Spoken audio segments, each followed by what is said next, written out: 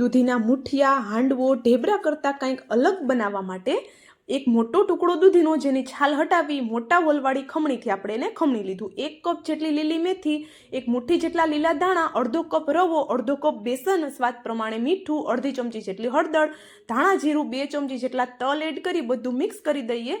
જરૂર લાગે એટલું પાણી એડ કરી એક થીક એવું બેટર બનાવી લઈએ. આદુ, લસણ અને મરચાંના ટુકડા નાના નાના કરી 1 ચમચી જેટલા એડ કરી દીધા.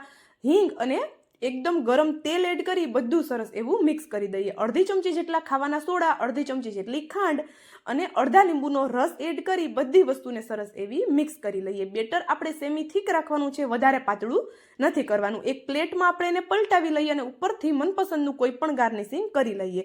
મેં અહીંયા ગાજર, તલ અને આદુ લસણના ટુકડાથી ગાર્નિશ કરેલું છે.